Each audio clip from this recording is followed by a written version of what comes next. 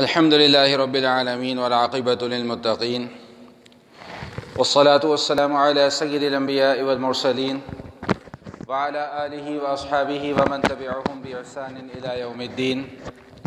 اللهم صل على روح محمد في الأرواح وصل على جسد محمد في الأجساد وصل على قبر محمد في القبور. رب اشرح لي صدري ويسر لي أمري واحلل عقدة من لساني يفقهوا قولي. سبحان ربك رب العزة عما يصفون وسلام على المرسلين والحمد لله رب العالمین. سورۃ الشورى کے مضامین چل رہے ہیں اور گزشتہ نشست میں اس عنوان پر گفتگو مکمل کی تھی کہ اللہ جل شانہ ارشاد فرما رہے ہیں اللہ الذی انزل الکتاب بالحق والمیزان، کہ اللہ تعالیٰ نے قرآن کریم کو حق کے ساتھ نازل فرمایا. جو کچھ قرآن کریم میں بیان کیا گیا، چاہے اس کا تعلق گزشتہ امتوں کے ساتھ ہو، گزشتہ احوال کے ساتھ ہو، چاہے موجودہ احوال کے ساتھ ہو، چاہے آنے والے احوال کے ساتھ ہو، جو کچھ قرآن کریم میں بیان کیا گیا ہے وہ بالکل برحق بیان کیا گیا. اور دوسری اہم چیز جو اللہ پاک نے نازل فرمائی، ارشاد فرمایا کہ والمیزان، ترازو اللہ تعالیٰ نے نازل کیا. اور اس حوالے سے میں نے یہ بات عرض کر دی تھی کہ علماء مفسرین فرماتے ہیں کہ اس ترازو سے مراد وہ ترازو ہے جو ہمارے ہاں ناپ تول کے لیے استعمال کیا جاتا ہے. اس آلے کو یا اس اوزار کو ترازو کہتے ہیں جو ناپ تول کے لیے استعمال کیا جاتا ہے. اور اللہ تعالیٰ نے ترازو اس لیے ہمیں عطا فرمایا ہے، اس لیے عنایت فرمایا ہے تاکہ کسی کی بھی حق تلفی نہ ہو سکے. ناپ کیا جائے تب بھی پورا کیا جائے، تول کیا جائے تب بھی پورا کیا جائے، وزن کیا جائے تب بھی پورا کیا جائے. سورہ رحمان کی جب ہم تلاوت کرتے ہیں تو سورہ رحمان میں بھی یہ مضمون بیان کیا گیا ہے کہ وَأَقِيمُوا الْوَزْنَ بِالْقِسْطِ وَلَا تُخْسِرُوا الْمِيزَانَ، کہ جب وزن کرو تو انصاف کے ساتھ، انصاف کے تقاضوں کو پورا کرتے ہوئے کرو. وَلَا تُخْسِرُوا الْمِيزَانَ، اور تول میں کمی نہ کرو. اور میں نے یہ بات بھی عرض کر دی تھی کہ ناپ تول، مکیال اور میزان، یہ دو الفاظ استعمال کیے جاتے ہیں جن میں سے ایک کا تعلق کسی کو کوئی چیز دینے سے ہے اور ایک کا تعلق کسی سے کوئی چیز لینے سے ہے. تو فرمایا کہ لینے کے اندر بھی عدل اور انصاف سے کام لو اور دینے کے اندر بھی. لیتے وقت ایسا نہ ہو کہ تم زیادہ وصول کر لو اور دیتے وقت ایسا نہ ہو کہ تم کم دو. یہ دونوں معاملات جو ہیں وہ درست نہیں ہیں. تو میں نے گزشتہ نشست میں یہ عرض کیا تھا کہ اسی عنوان کے تحت کچھ باتیں اور بھی آپ کے ساتھ میں عرض کروں گا آپ کے سامنے. سب سے پہلے تو یہاں پر ہمیں یہ سمجھ لینا چاہیے کہ شریعت کے کچھ ایسے بنیادی اصول ہیں جن اصولوں کو ہر امت میں لازم قرار دیا گیا، جن اصولوں کا ہر امت کو پابند بنایا گیا. اور اس حوالے سے میں 2 جمعے پہلے آپ کے سامنے بات کر کے آ چکا ہوں کہ شریعتیں گو کے مختلف ہیں، طریقہ کار عمل کا گو کے مختلف ہے، لیکن احکام تقریباً تمام امتوں کے ایک جیسے ہیں، عقائد اور احکام. تو پہلے ایک قوم گزری ہے مدین والے، جو سیدنا شعیب علیہ السلام کی قوم تھی. ان کا تذکرہ جب قرآن کریم نے کیا ہے تو ان کی 2 بیماریوں کا تذکرہ فرمایا ہے. ایک ان کی اعتقادی کمزوری تھی، اعتقادی بیماری تھی کہ وہ کفر اور شرک میں مبتلا تھے، اور اس کے ساتھ ساتھ ایک ان کی عملی کمزوری تھی کہ وہ ناپ تول میں کمی کیا کرتے تھے. اور قرآن کریم نے کئی مقامات پر گزشتہ اقوام کے احوال کو بیان کیا ہے تو قوم شعیب کو بھی اسی خاص اہمیت کے ساتھ بیان کیا. یعنی یہ ناپ تول والا جو معاملہ ہے یہ اتنا ہلکا نہیں ہے جتنا ہم سمجھتے ہیں، یا دوسرے الفاظ میں یوں کہہ لیجئے کہ اس معاملے کو نظر انداز نہیں کیا جا سکتا. تو اللہ تعالیٰ نے جہاں پر قوم شعیب کے حالات کو بیان کیا ہے اور سیدنا شعیب علیہ السلام کی تعلیم، تبلیغ، تدریس کو بیان کیا ہے تو ان کی تعلیم میں جہاں توحید کی دعوت ہے وہیں پر اس گناہ سے بچنے کی بھی دعوت ہے کہ یا قومی اوفوا المکیال والمیزان بالقسط ولا تبخسوا الناس اشیاءهم ولا تعثوا فی الارض مفسدین، کہ اے میری قوم، ناپ اور تول کے اندر کسی بھی قسم کی کمی اور بیشی نہ کرو۔ بظاہر تم تو خوشحال نظر آ رہے ہو، انی اراکم بخیر، بظاہر تو تم لوگ خوشحال نظر آ رہے ہو لیکن مجھے ڈر ہے، وَيَا قَوْمِ إِنِّي أَخَافُ عَلَيْكُمْ عَذَابَ يَوْمٍ مُحِيطٍ، لیکن مجھے ڈر ہے کہ تمہیں کہیں گھیرنے والا عذاب نہ آ گھیرے۔ تو جہاں پر ان کی دعوت توحید ہے وہیں پر اس بات کی بھی دعوت ہے کہ گناہوں سے بچنے کا اہتمام کرو۔ معلوم یہ ہوا مبلغ کی ایک ذمہ داری اور یہ بھی معلوم ہو گئی کہ جہاں عقائد کی اصلاح کرنا ضروری ہے وہاں پر اعمال کی اصلاح کرنا بھی ضروری ہے۔ لیکن ہمارے یہاں معاملات کچھ عجیب ہیں، ہمارے یہاں اصلاح کرنے والے کو ہی غلط سمجھا جاتا ہے، چاہے جائے کہ ہم اپنی غلطی کو تسلیم کر لیں، لیکن یہ غلطی کو تسلیم کرنے کا رواج اب ہمارے معاشرے کے اندر موجود نہیں ہے۔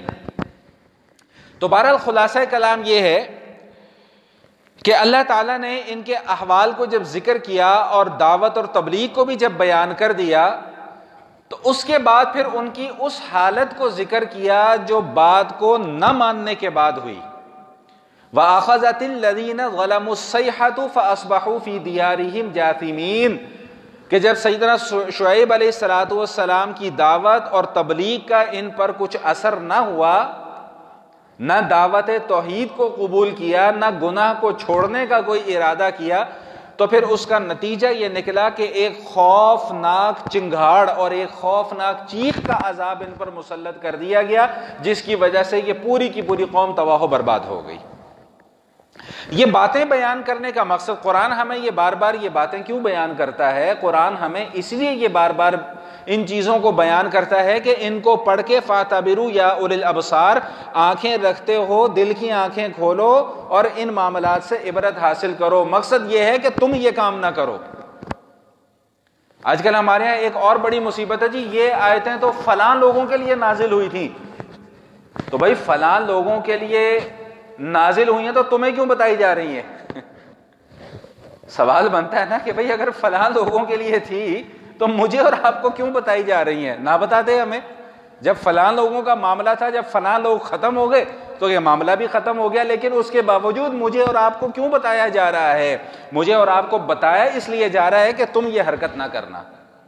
یہ تو بالکل ایسی ہی بات ہے کہ اسکول کے اندر ایک کلاس کے اندر کو 50 بچے ہوں، جن میں سے 4-5 بچے ایسے ہوں جو پڑھنے والے ہوں ہی نہ، کچھ درمیانے لیول کے ہوں، کچھ اونچے لیول کے ہوں، تو اب جو پڑھنے والے بچے ہیں ان کو یہ تنبیہ کی جائے کہ اگر تم نہیں پڑھو گے تو تمہارا حال ان بیک بینچرز والا ہوگا جو سب سے پچھلی والی سیٹوں پر بیٹھتے ہیں۔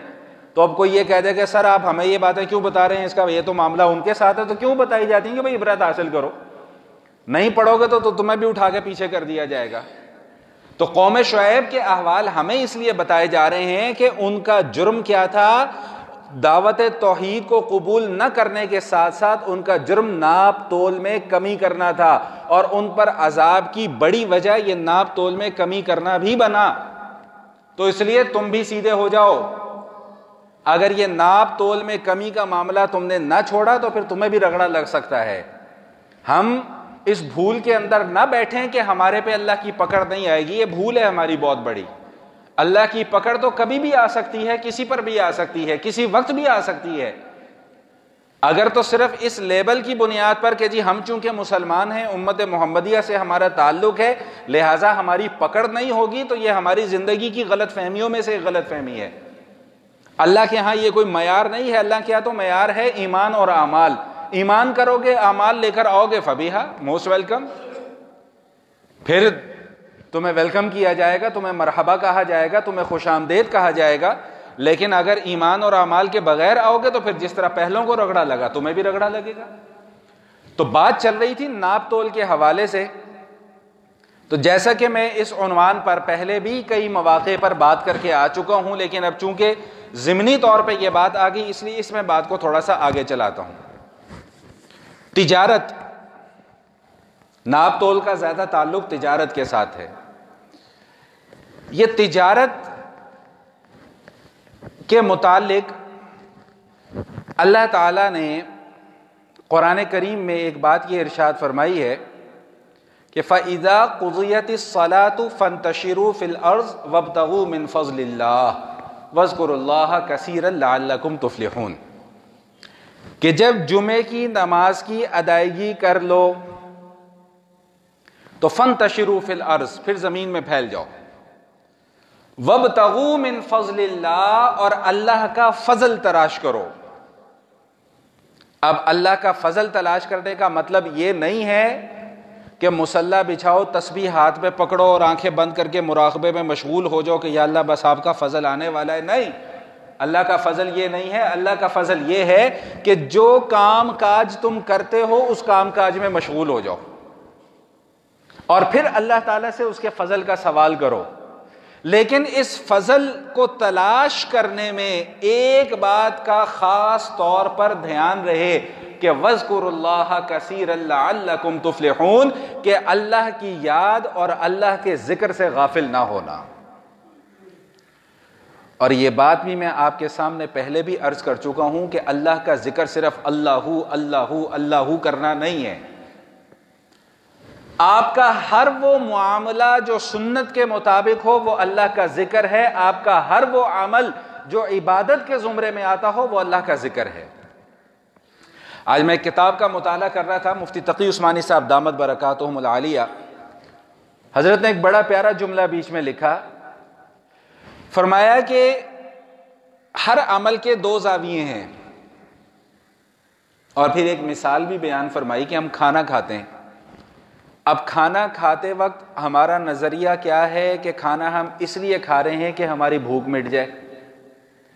اب جب اس نظریے سے کھانا کھائیں گے تو بھوک تو مٹ گئی لیکن ثواب کوئی نہیں۔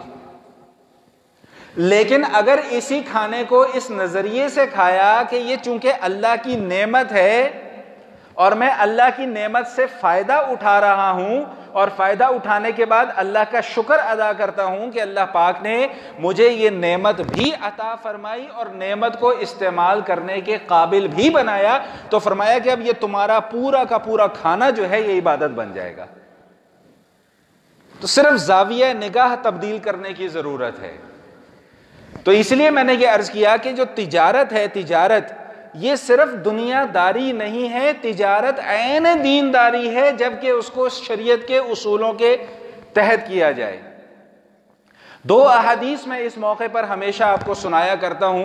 ایک حدیث میں نبی علیہ الصلوۃ والسلام نے فرمایا کہ التجار یحشرون یوم القیامۃ فجارا الا من اتقى وبر وصدق او کما قال، کہ جتنی بھی تاجر برادری ہے، جتنے بھی تاجر حضرات ہیں، ان کا آخرت میں انجام گنہگاروں کے ساتھ ہوگا، سوائے الا من اتقى وبر وصدق، سوائے اس تاجر کے کہ جس نے تین باتوں کا خیال رکھا ہوگا۔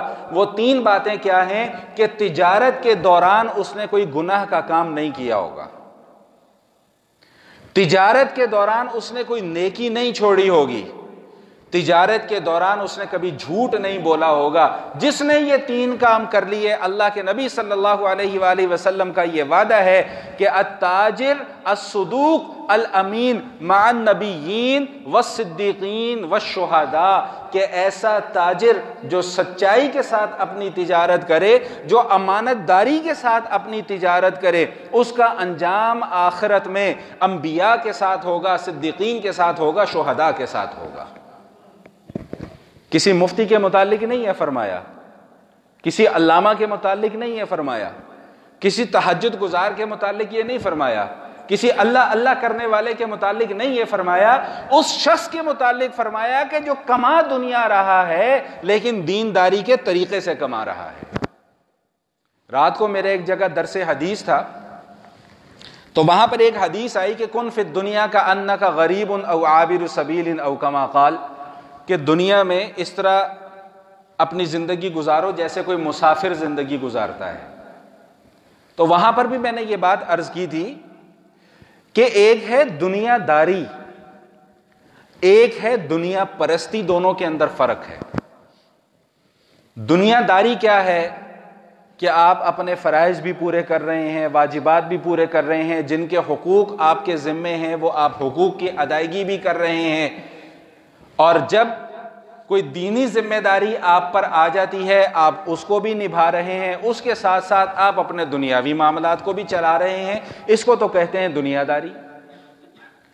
اور ایک ہے دنیا پرستی.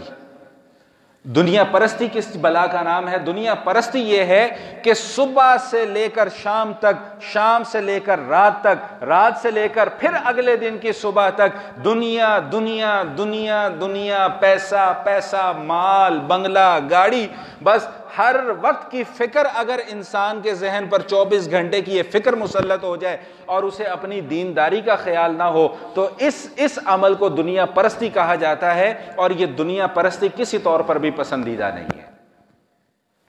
جہاں اللہ تعالیٰ نے تجارت کرنے کی اجازت دی ہے، جہاں اللہ تعالیٰ نے تجارت کے ذریعے سے پیسہ کمانے کی اجازت دی ہے پابندیوں کے ساتھ، شرائط کے ساتھ، وہیں پر اللہ تعالیٰ نے تجارت کا ایک دوسرا پہلو بھی ذکر فرمایا ہے کہ یا ایھا الذین آمنوا لا تلہکم اموالکم ولا اولادکم عن ذکر اللہ، کہ تمہاری تجارت، تمہارا مال، تمہاری اولاد کہیں تمہیں اللہ کے ذکر سے غافل نہ کر دے. اور یہ میں نے عرض کر دیا کہ اللہ کا ذکر صرف اللہ اللہ کے نعرے مارنا نہیں ہے، اپنی تجارت کو شریعت کے اصولوں کے مطابق چلانا یہ بھی اللہ کا ذکر ہے، یہ بھی اللہ کی عبادت ہے. کسی کو دھوکہ نہ دینا یہ بھی اللہ کی عبادت ہے. منافع خوری، ناجائز منافع خوری نہ کرنا یہ بھی اللہ کی عبادت ہے. کسی کی مجبوری سے فائدہ نہ اٹھانا یہ بھی اللہ تعالیٰ کی عبادت ہے. اب میں اس عنوان پر آپ کے سامنے اور کیا بات کروں، حالیہ واقعات آپ کے سامنے ہی ہیں. من حیث القوم کا لفظ میں استعمال نہیں کرتا اپنے لیے، من حیث الہجوم ہماری اخلاقیات کا جنازہ نکل چکا ہوا ہے. جنازہ نہیں، جنازے نکل چکے ہوئے ہیں. 200 روپے کی چیز 1000 میں بیچنا یہ ایمانداری ہے؟ 50 روپے کی چیز 500 روپے کی بیچنا جنت میں جاؤ گے؟ جنت کا ٹکٹ تمہیں مل گیا ہے. 3000 روپے کا ہوٹل 50,000 کرائے پر دینا، کیا تم سمجھتے ہو کہ تم بڑے پکے ٹھکے جنتی بن گئے ہو؟ تمہیں کوئی جنت میں جانے سے روک نہیں سکتا ہے. تم سے کوئی حساب کتاب نہیں ہوگا، تم سے کچھ پوچھا نہیں جائے گا. پتہ نہیں کس طرف چل رہے ہیں ہم لوگ. اگر آپ حضرات کو یاد ہو تو میں نے گزشتہ نشست کے آخر میں بھی یہ جملہ عرض کیا تھا کہ نماز روزے کے متعلق ہم سے نہیں پوچھا جائے گا. ہم میں سے ہر شخص نمازی ہے، ہر دوسرا بندہ حاجی ہے. ہم سے ہمارے ان معاملات کے متعلق سوال کیا جانا ہے. کہاں کھڑے ہو تم اس وقت؟ کیا جواب دیں گے وہاں پر؟ اور معذرت کے ساتھ میں تھوڑی سی بات اور بھی کر دوں، پھر اب بات چلی پڑی ہے تو پھر بات تھوڑی سی اور بھی اس حوالے سے کر دوں کہ مری والوں کو تو ہم نے زبردستی چور بنا دیا. ہم لوگ کوئی حاجی ثناء اللہ نہیں ہے، دودھ کے دھلے ہوئے نہیں ہیں ہم لوگ بھی. وہاں پہ لوگوں کا آنا جانا بہت زیادہ ہے نا، وہ لاکھوں لوگ جاتے ہیں، کو 2-4 لاکھ، 1.5 2 لاکھ، 3 لاکھ، 4 لاکھ لوگ ایک ساتھ وہاں پر جاتے ہیں. اور پھر وہاں پر جب معاملہ یہ ہوتا ہے تو لوگ کہتے ہیں جی مری والے چور، مری والے چور، مری والے چور، مری والے ڈاکو، مری والے لٹیرے. معذرت کے ساتھ یہی سب کام یہاں بھی ہو رہے ہیں، لیکن یہاں وہ چیزیں ہائی لائٹ نہیں ہوتی کیونکہ لوگوں کا تعلق کم ہے. اب بات چل نکلی ہے تو میرے ساتھ 1-2 واقعات رونما ہوئے، چلو وہ بھی سنا دیتا ہوں. ابھی یہ کووڈ شروع ہونے سے پہلے عید کا موقع تھا تو میں اپنے فیملی کو لے کے ایک جگہ پہ شاپنگ کے لیے گیا. ہم مولوی لوگ بھی تھوڑی بہت شاپنگ کر لیتے ہیں الحمدللہ. تو مارکیٹ کا نام نہیں لوں گا. تو گاڑی میں پارک کرنے لگا. عید سے کوئی 2-4 دن پہلے کی بات ہے یہ. تو اس نے مجھے ٹوکن پکڑایا، اس کے اوپر لکھا ہوا تھا کار کے لیے 20 روپے. تو مجھے کہتا ہے جی 50 روپے دیں. میں نے کہا جی ٹوکن پہ تو 20 روپے لکھا ہوا ہے. تو مجھے جواب پتہ ہے کیا سننے کو ملا؟ بحث کرن دی بہتی ضرورت نہیں ہے کہ گڈی لانی ہے تو لاؤ نہیں تو لے جاؤ. یہ مری میں نہیں ہو رہا, یہ لاہور کے اندر ہو رہا ہے. تو اس لیے میں کوئی ان کی طرفداری نہیں کر رہا ہوں, وہاں کا میں بھی ڈسا ہوا ہوں بہت مرتبہ میں ان کی کوئی طرفداری نہیں کر رہا, لیکن میں بتانا یہ چاہ رہا ہوں کہ یہی سب کام ہم یہاں بیٹھ کر بھی کر رہے ہیں. ابھی گلبرگ ہے, ایک بہت بڑی مارکیٹ ہے, آپ لوگ سمجھ ہی جائیں گے, جس نے موبائل خریدنا ہو گلبرگ چلا جائے. وہاں پہ آپ نے گاڑی پارک کرنی ہو تو 150 روپے آپ کو پارکنگ کا دینا پڑتا ہے. یہ مری میں نہیں ہو رہا, یہ لاہور میں ہو رہا ہے. بات سمجھ رہے ہیں؟ تو ہم کوئی دودھ کے دھلے ہوئے نہیں ہے. یہ ان 150 روپیوں کا آخرت میں جا کر حساب دینا پڑے گا. اللہ نے پوچھنا ہے کہ ہاں بھائی منافع کمایا لیکن ناجائز طریقے سے کمایا. میرا ایک دوست تھا, بڑا پرانی بات ہے, میں اس کے کبھی وہ موبائل کی خرید و فروخت کیا کرتا تھا, کافی پرانی بات ہے. تو وہ شروع میں مجھے اتنا اندازہ نہیں تھا, مجھے پھر اندازہ یہ ہونے لگا کہ بھئی مجھے تو زبردست قسم کے ٹیکے لگ رہے ہیں, ٹیکا نہیں لگ رہا, ٹیکے لگ رہے ہیں. تو میں نے پھر ایک دن اسے کہہ ہی دیا, میں نے کہا چھرا پھیرو, ضرور پھیرو, لیکن اتنا نہ پھیرو کہ اگلے کی گردن ہی کٹ جائے, اتنا چھرا نہ پھیرو. تو بھائی ان چیزوں کا حساب دینا ہے آخرت میں جا کر. کیوں ہم آخرت کو بھلائے بیٹھے ہوئے؟ ہم نے یہ سمجھا ہوا ہے کہ آخرت میں بس جائیں گے, اللہ کے سامنے جا کے کھڑے ہوں گے, اللہ نے پوچھنا ہے ابھی نماز پڑھی تھی؟ ہاں جی نماز پڑھی تھی.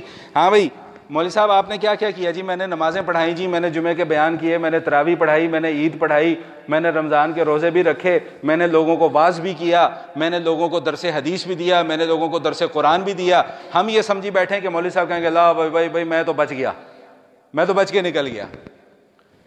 تاجر صاحب سے پوچھا جائے گا ہاں بھی کیا کیا؟ تاجر صاحب بڑے خوش بیٹھے ہوئے کہ یا اللہ ہر رمضان میں زکوٰۃ نکال دیا کرتے تھے, بٹ صدقہ و خیرات بھی کیا کرتے تھے, سب کچھ. ہم یہ سمجھی بیٹھے ہوئے کہ ہم ان 2-3 سوالوں کا جواب دے کر اور آسانی سے بچ کر نکل جائیں گے, لیکن ہمیں یہ نہیں پتا کہ وہاں پر حساب 2-3 سوالوں کا معاملہ نہیں ہے, وہاں پر پوری زندگی کے 1-1 منٹ کا سوال ہے.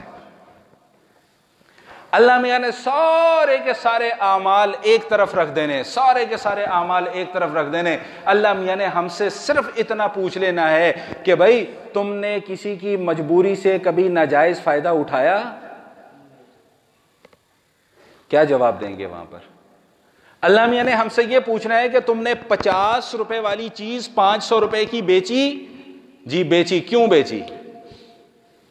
اس کیوں کا کیا جواب ہوگا میرے اور آپ کے پاس؟ اللہ میاں نے مجھ سے یہ پوچھنا ہے کہ 150 روپے والا پیٹرول جب لوگ پھنس گئے, سیاحت کے لیے گئے, سیر کرنے کے لیے گئے, تفریح کرنے کے لیے گئے, لوگ پھنس گئے, تم نے 150 روپے والا پیٹرول ہزار روپے لیٹر بیچا؟ بالکل بیچا جی. کیوں بیچا؟ اس کیوں کا کیا جواب دیں گے وہاں پہ جا کے؟ لوگ بھوک سے مر رہے تھے, بچے بلک رہے تھے, تمہیں رتی برابر بھی رحم نہیں آیا؟ کیوں نہیں آیا؟ کیا وہ میرے بندے نہیں تھے؟ کیا وہ اللہ کی مخلوق نہیں تھی؟ کیا ان کو سردی نہیں لگتی تھی؟ کیا ان کو بھوک نہیں لگتی تھی؟ کل کسی نے بڑی اچھی بات لکھی ہوئی تھی, مجھے پڑھ کر بڑا مزہ بھی آیا, بڑا اچھا بھی لگا. اس نے کہا بھائی ہم سب مری والے ہیں, صرف برف پڑنے کی دیر ہے, سب مری والے ہیں. سن 2001 میں ایک بات اور بھی کرتا چلوں, پھر بات کو آگے چلاتے ہیں.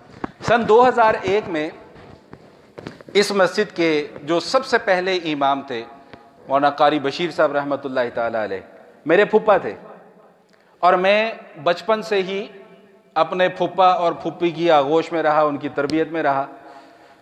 14 اکتوبر سن 2001 ان کا انتقال ہوا. رات 2 بجے کا وقت تھا, فالج کا اٹیک ہوا. میں بھاگا موٹر سائیکل لے کے کہ بھئی میں کوئی ٹیکسی لے کے آؤں.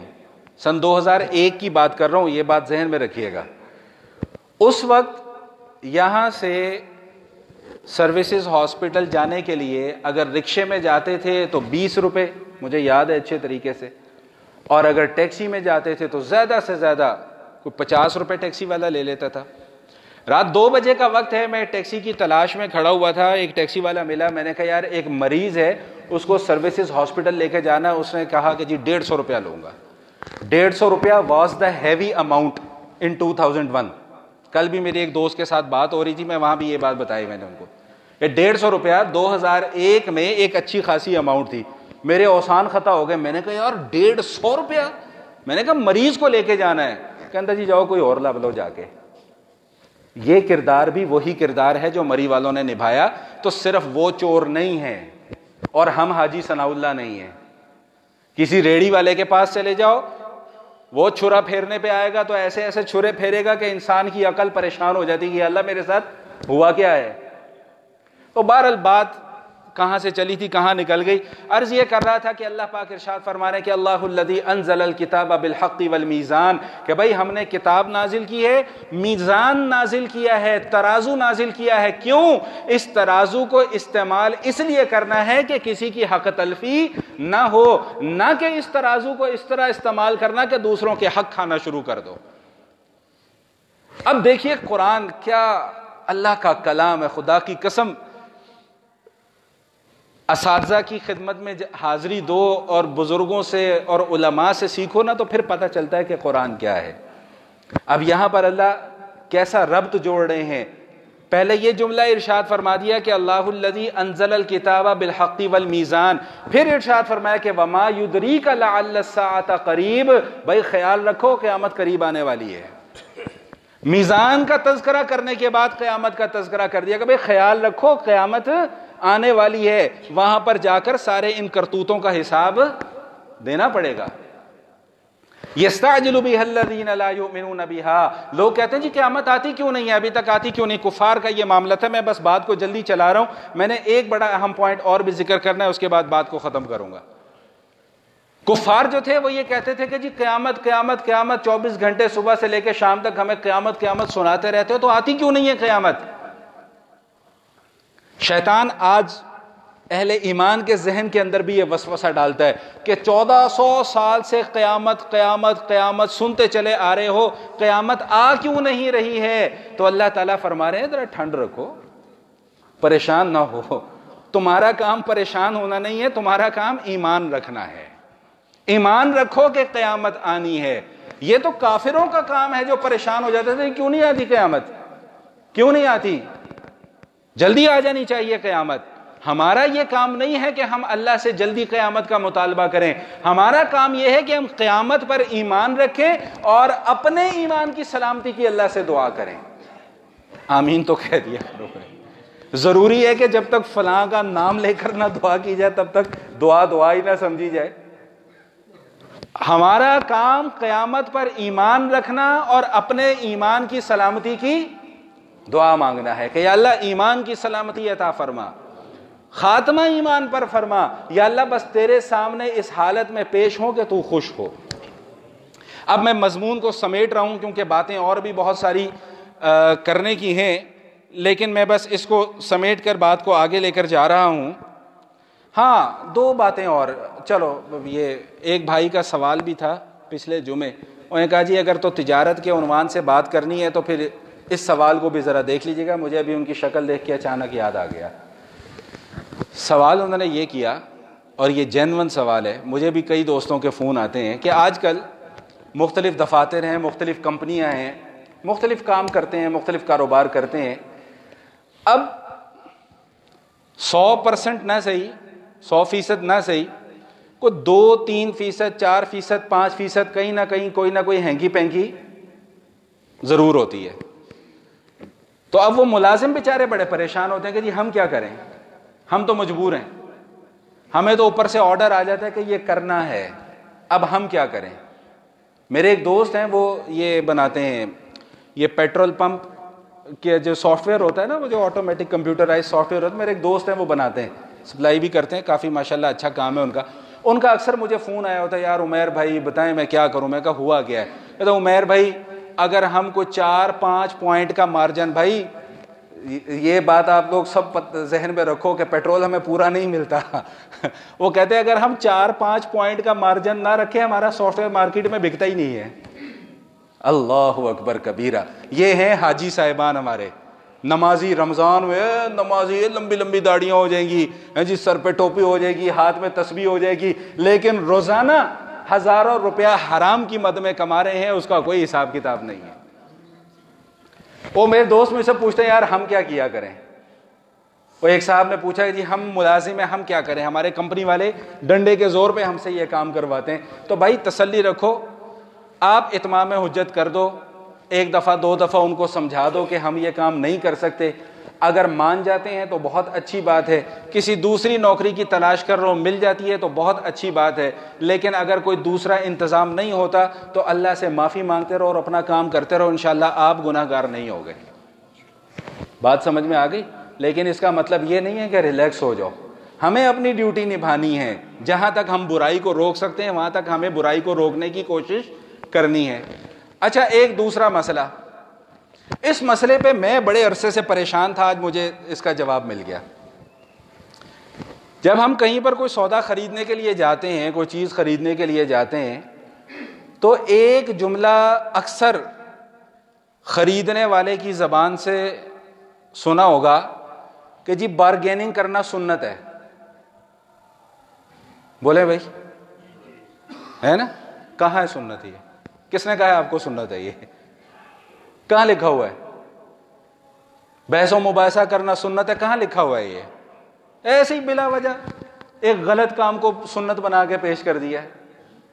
آپ کو کس نے کہہ دیا کہ یہ بارگیننگ کرنا سنت ہوتا ہے؟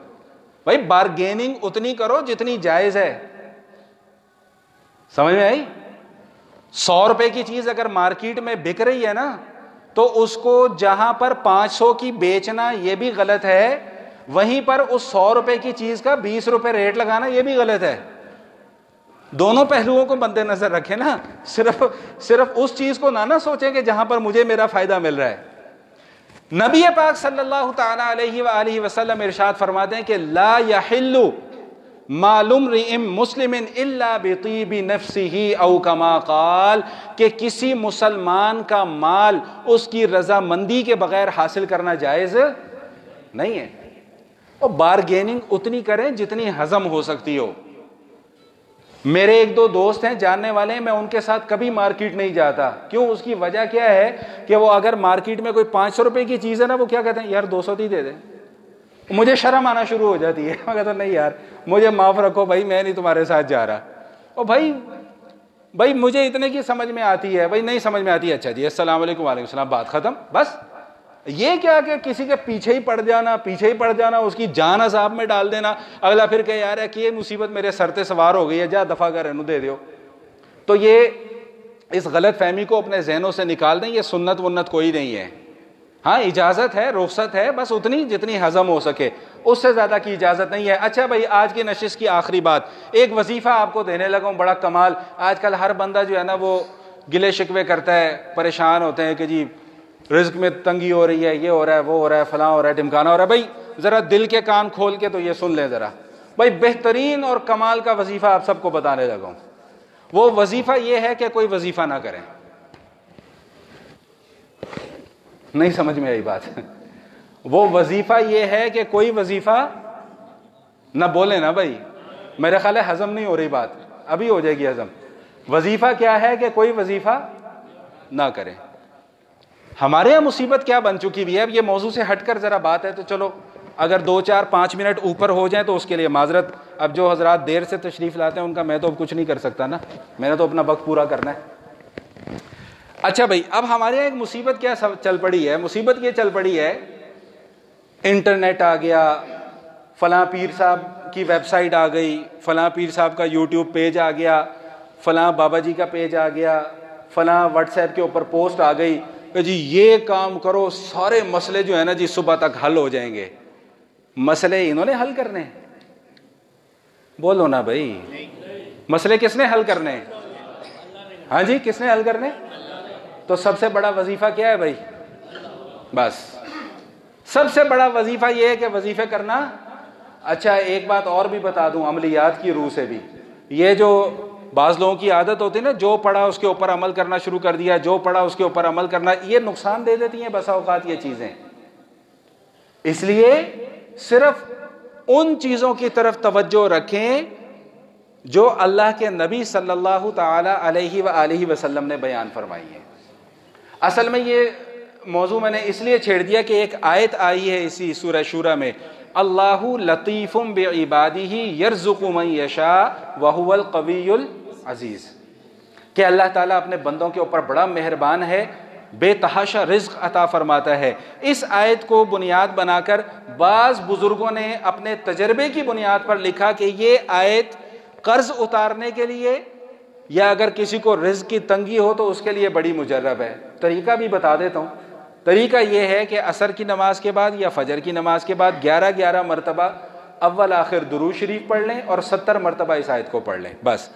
لیکن پہلا اصول میرا ذہن میں رکھیں کہ وظیفہ کیا ہے، کہ کوئی وظیفہ نہیں کرنا، خاص طور پہ کسی کتاب۔ میں آپ کو آنکھوں دیکھا حال بتا رہا ہوں، میرا کزن ہے اور چلو یاد آ گیا بھائی اس کے لیے بھی دعا کر دو، بیچارہ بچہ ہے، بیمار ہے بہت، اس کو یہ شوق تھا یہ وظیفے کرنے کا، اب پڑا ہوا ہے بستر کے اوپر۔ تو اس لیے جو جہاں پڑھ لیا، جو جس سے سن لیا، اس کو ایسے ہی بلا وجہ شروع نہ کر دیا کریں، نمبر 1۔ نمبر 2، جو بھی آپ نے ذکر اذکار پڑھنے ہیں، یہ باتیں آپ کو کہیں اور سے نہیں سننے کو ملیں گی، اس لیے ذرا توجہ اور برداشت کے ساتھ۔ جو بھی ذکر اذکار آپ نے کرنے ہیں یا پڑھنے ہیں، ایک اصول ساری زندگی کا بنا لیں کہ کبھی بھی کسی عمل کو، کسی ذکر کو کسی خاص مقصد کے لیے نہ پڑھیں۔ بات سمجھ رہے ہیں؟ پھر کس مقصد کے لیے پڑھیں؟ اللہ کی رضا کے لیے پڑھیں۔ اللہ کی رضا کے لیے پڑھیں گے، سارے مقاصد خود بخود انشاءاللہ۔ کلمے کا ورد رکھیں جو اللہ کے نبی نے بتایا، لا الہ الا اللہ، لا الہ الا اللہ، لا الہ الا اللہ محمد الرسول اللہ، سبحان اللہ والحمد للہ ولا الہ الا اللہ واللہ اکبر ولا حول ولا قوة الا باللہ، حسبنا اللہ ونعم الوکیل، نعم المولا ونعم النصیر، لا حول ولا قوة الا باللہ العلی العظیم۔ یہ وہ کلمات ہیں جو اللہ کے نبی نے ہمیں سکھلائے ہیں، تو بھائی ہمیں ادھر ادھر بھاگنے کی ضرورت کیا ہے؟ اللہ تعالیٰ کے 99 نام ہیں جو قرآن پاک کے شروع میں لکھے ہوتے ہیں۔ حدیث شریف میں آتا ہے جو ان ناموں کو یاد کر لیتا ہے وہ جنت کے اندر داخل ہوگا۔ علماء کرام فرماتے ہیں ان 99 ناموں کو یاد کر لیجئے، پڑھنے کا معمول بنا لیجئے۔ ان ناموں کو پڑھنے کے بعد اللہ سے جو بھی دعا مانگیں گے اللہ قبول فرمائیں گے۔ تو بھائی آج کا سبق کیا ہے کہ آج کا بہترین وظیفہ کیا میں نے آپ کو بتایا کہ کوئی وظیفہ نہیں کرنا، جو عمل بھی کرنا ہے وہ صرف اور صرف اللہ تعالیٰ کی رضا کے لیے کرنا ہے۔ اقول قولی ھذا نستغفر اللہ من کل ذنب ونتوب الیہ۔ سنتوں کی ادائیگی کر لیجئے۔ الحمدللہ رب العالمین والعاقبۃ للمتقین والصلاة والسلام علی سید الانبیاء والمرسلین